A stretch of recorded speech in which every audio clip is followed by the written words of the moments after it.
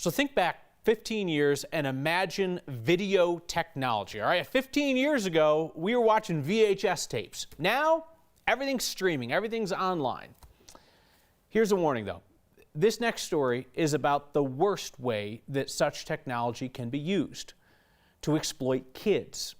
And our state's laws about that are living in the age of the VHS tape. Here's Anusha Roy.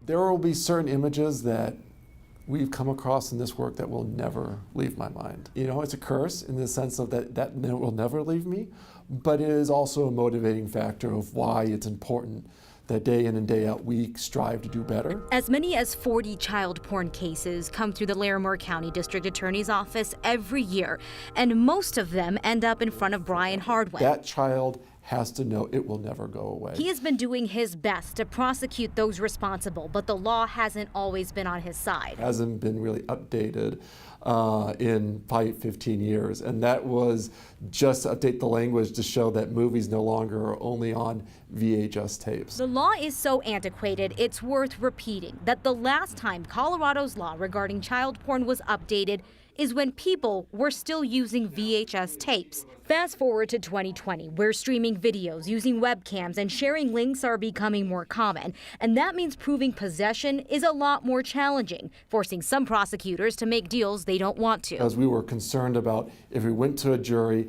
and tried to prove it under the current possession statute, that the jury could walk. It makes me sick, to be honest, to think about how many child porn cases are slipping through the cracks because the advancements in technology and the lack of laws to prosecute them. So when district attorneys around the state started telling lawmakers about this issue, Democratic Representative Dylan Roberts said they proposed a new state law to keep up with today's technology, including cloud-based data and live streaming. I absolutely think the law has fallen behind the times. I mean, technology moves so quickly, and we only meet for 120 days a year, so we're going to be behind on any advancement in technology, but the gaps that we have here are really concerning.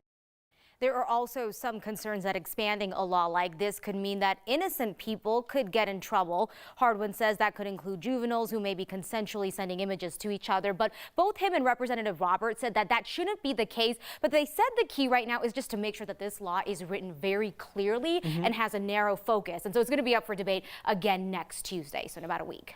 Anything that comes through the legislature that's going to cost a dime has to have like a price tag attached to it and how they're going to come up with the money. This will have a cost. Yes, so what they're saying is that they don't have a cost yet, but what they want to do is increase a surcharge. So basically anyone who is convicted of a crime like this would have to pay a higher fine to the state. And then they want to use that money and put it towards software to investigate these cases, basically towards resources that the state doesn't have yet. And so the question would be, does that allow the state to be able to keep up with the number of cases they're dealing with now? All right. Thank you, Nusha.